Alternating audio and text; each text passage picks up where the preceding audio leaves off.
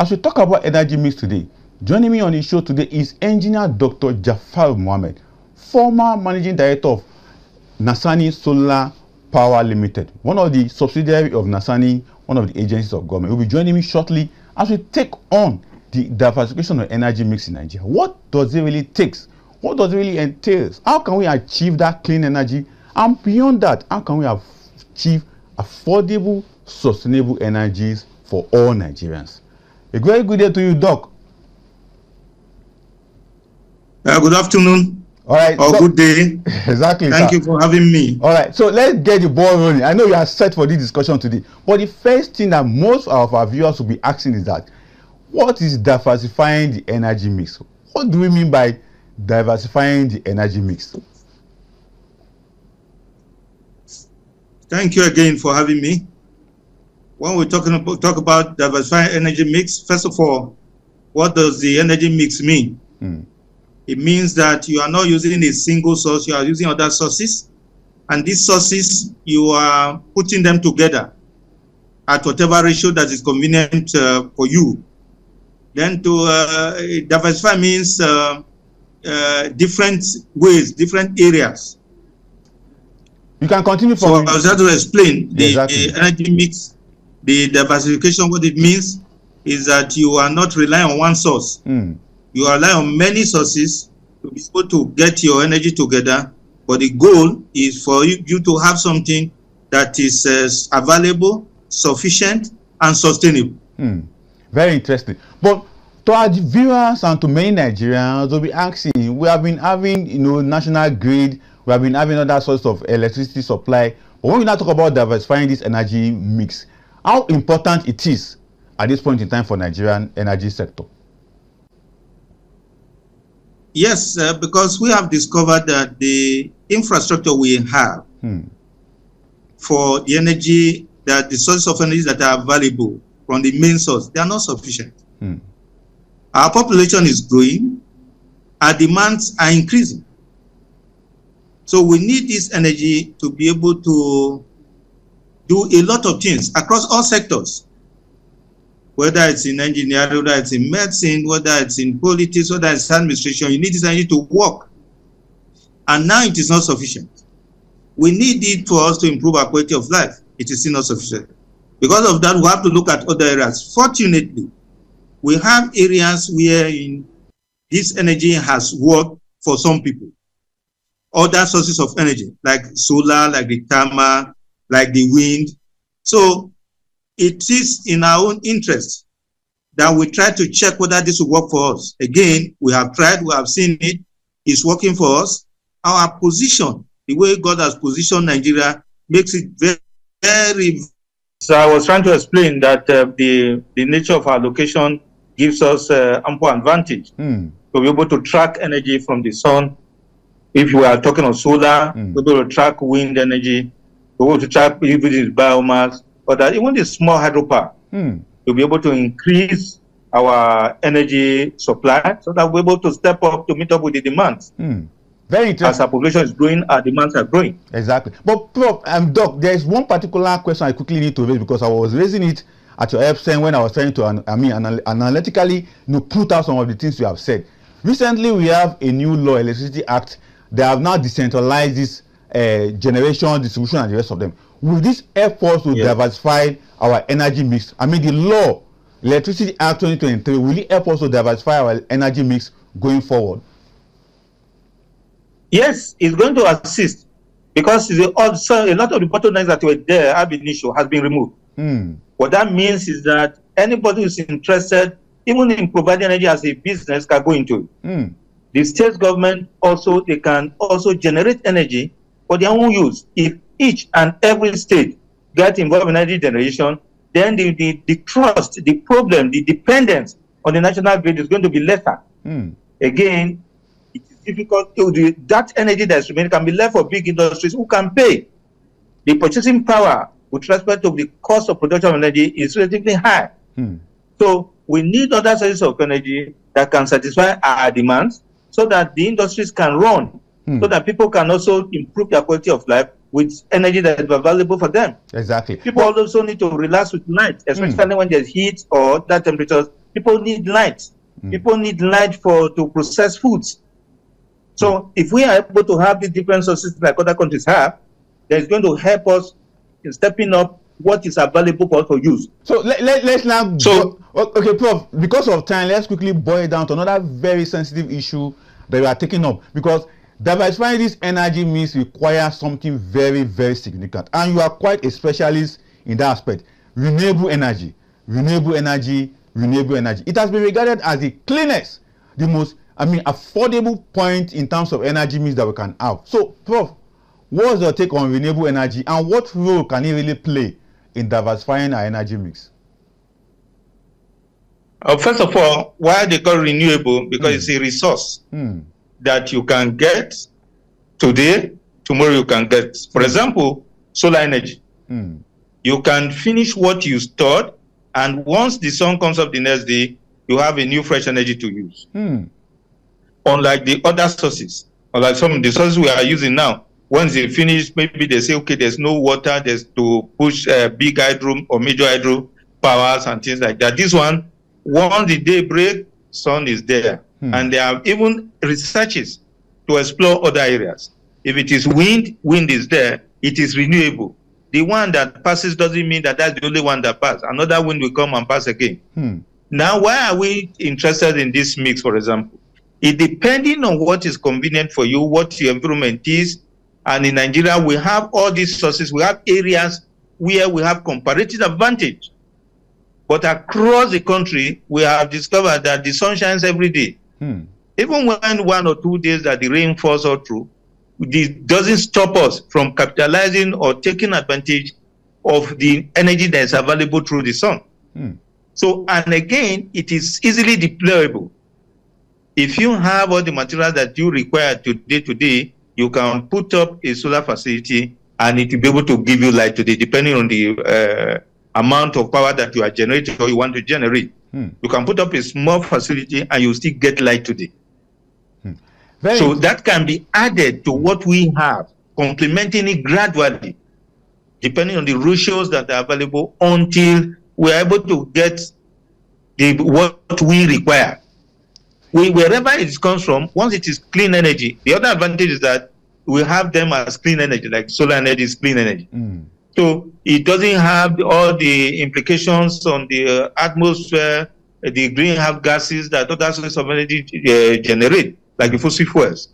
So we have this advantage, and when we are able to put them together in certain ratios as a mix that you mentioned, then that will help our industries, that will help our own, raise our own quality of life. Exactly. Now, Doc, the last time you came on the show, we talk about solar power, accessibility and the rest of them. So I want to ask, many people that I met after the show, we talk about it outside the studio, they complain about the affordability of some of these renewable energy source. Why is it so expensive that Nigerians, even though we have been making advocacy, enlightenment about renewable energy, but it's still very, very expensive? So what is the way out in that regards? Yes, it's still very, very expensive because we have not stepped up our investments in the sector. If we step up our investment, then a lot of people will also wait for government too much. If we step up our investment in the sector, then the cost, the overheads will go down. The affordability will also improve. So, but because we've not done that, a lot of things we are still importing. On a mass scale, we are still importing, including solar cells, which is a major component that takes up to 60 or more % of the solar panel that you see, the solar PV. So if we step up our investment, we have the raw materials. If we're able to convert to improve our researches, invest on those ones, then we'll be able to have breakthroughs that will bring down the cost of production. Once the cost of production goes down, naturally, the cost of sales will go down. And once the cost of sales go down, affordability will move up. This, as a way, it's expensive, will go down. Even as of today, if you do a long-term calculation, solar is relatively better as part of renewable energy. There are other areas that may have comparative advantage, depending on where the person is and how the process of generation comes. But the point I'm trying to point out is that we need to improve our investment, both government, organized private sector, and even individuals. Fortunately, the Electricity Act has given us a leeway to be able to get involved. Now, talking about electricity as giving us a new way to get involved, you could recall that some few months ago, I think that was the period that supposed to engage you on this show when the federal government said they are going to put a ban on importation of solar panel and the rest of them. And we saw different associations under the Renewable Energy Association of Nigeria coming out to say federal government shouldn't do that. But what's your take as a specialist and an expert in that regard? Banning solar panel import into the country, meanwhile we have some of the resources to make it happen here in Nigeria. Yes. The ban will certainly become inevitable when we have sufficient to support the economy. Because you cannot, for every panel that you buy, you are creating jobs for other countries. Or whichever country you are getting this things from. So if you are able to get it from here, you can imagine the advantage you get in terms of foreign exchange, in terms of job and wealth creation, in terms of saving the environment. It does, because alternatively, people still go out of their way to get other sources of power. One of it is generator. So you get the generator, you are destroying the atmosphere. We are trying to save the environment for future generations. All these ones you are going to solve them. But doing it, we will need to, first of all, be very critical and sincere to ourselves.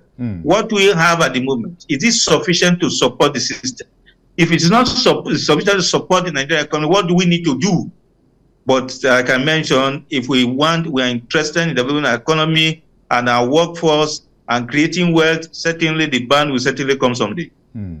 Now, talking about having sufficient of all this in our country is very important, but we always have these challenges. The moment government come out with a policy to ban a particular product that we can produce locally here, different people will come up and say, no, we have huge population that we need to take care of, that we may not be able to produce enough.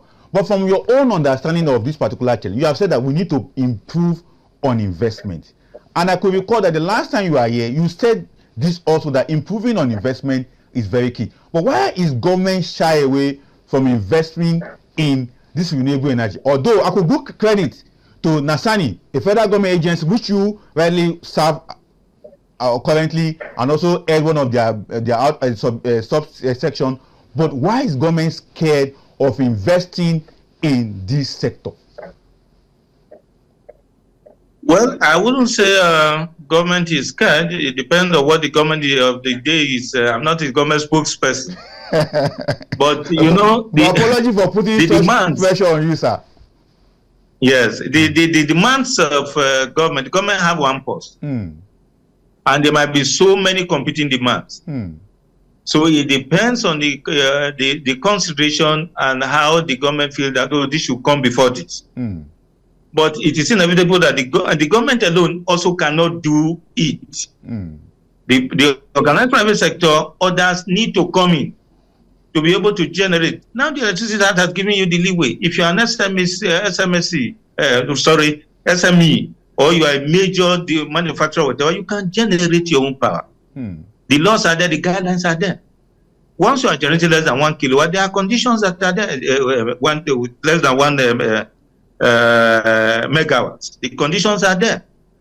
So if the private sector, organized private sector, wealthy individuals are able to do their own, the government role will just be to provide an enabling environment.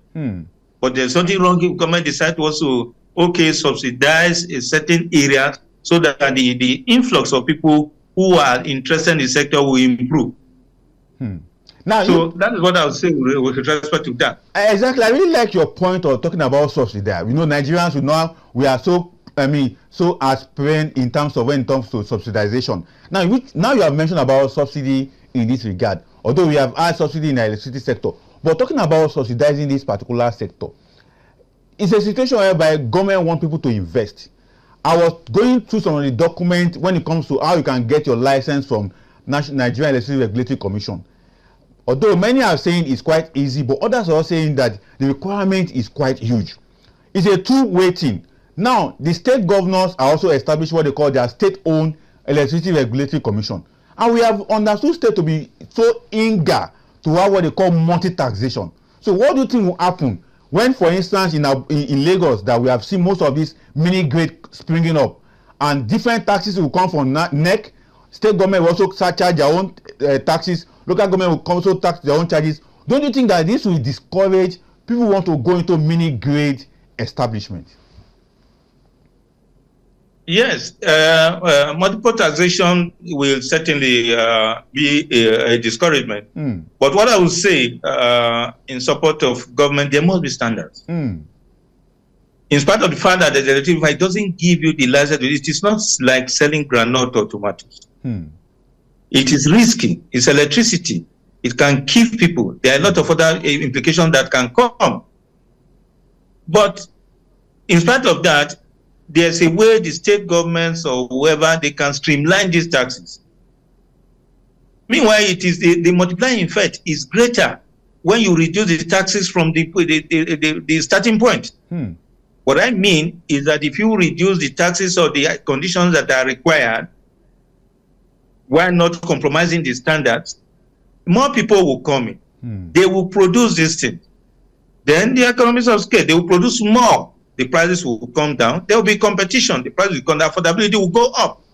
Then you will now be able to take small taxes from the end, which will give you more than what you ordinarily have done from the beginning, which certainly will discourage people who are trying to invest in it.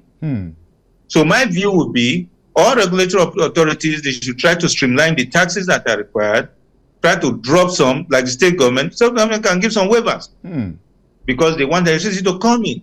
If electricity come in, and the small businesses, small holders, like the barbers, like the hairdressing salons, like all the small businesses, and they pay token of 1 or 2 kobo there, the SMEs, as it goes up the pay, what government is going to get from there will be far higher than what they can get from one off-grid developer.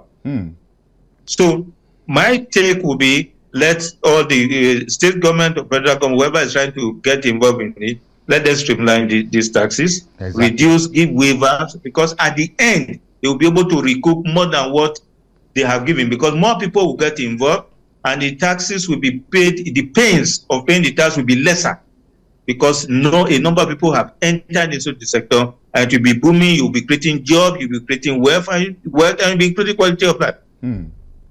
Now, Doc, beyond creating jobs that you have mentioned and also encouraging government to streamline the taxes that we're coming from, because the target is that we want to diversify our energy mix, but we have created the law, but that law also is having its own challenge because of the top and the bottom of it in terms of taxes and multiple taxes that will be coming from state government and whoever that will be monitoring that sector. But let's take a look at what United Nations is talking about, that by 2030, we should have renewable energy that will give us clean and affordable energy. In Nigerian case, are we taking the right step to arrive at clean and very sustainable energy for our people? 2030 is just about 5 years away from now. Exactly. And we cannot say, it depending I think in COP21, the government promised that we are going to have up to 30% of our energy mix. Exactly. But the question we ask ourselves now is that if we measure what is available in the country now with respect to other energy sources, what is the percentage that is available? Have we gone up to 10%?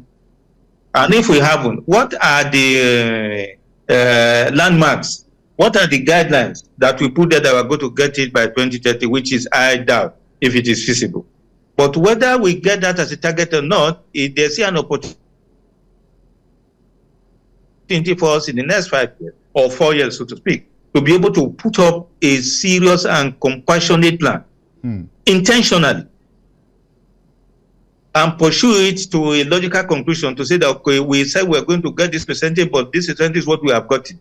This is what we are getting from the government side. This is what we are getting from the private sector. This is what something that is measurable. Because when we do that, we'll be able to answer that promise. We'll be able to say, okay, we have fulfilled that promise that we made. We may not have fulfilled it. It's going to be very difficult, but I'm sure that we may get closer to that if we continue now. Because probably, I'm sure we have started. There's something to measure, that there's evidence that there's improvement of energy, especially solar energy. When you go around now, you see quite a number on top of the roof. How efficient they are, what they are contributing is another question. But we need something that is measurable. Another thing that we need to do is to be able to speed up metering.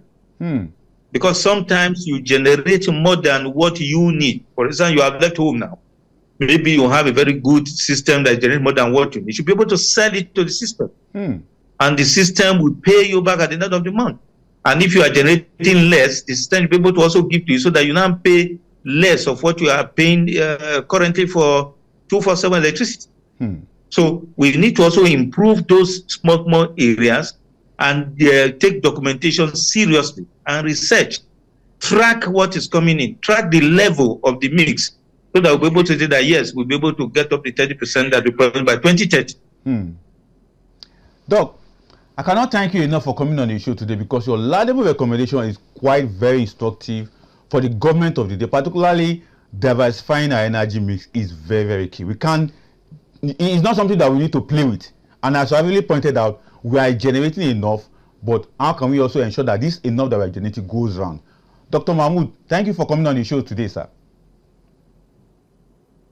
Thank you so very much for having me. And let me quickly point out that it's a developing issues, because just some few hours ago, I also read news around what federal government is intending to do about this renewable energy of a thing, because Global Electrification Agency is taking up a large chunk of engaging Nigerians on renewable energy. So it's a developing story. So maybe not far from now, we may still have to call on you so that we can look at the issue that you raised, the metering aspect of our energy source.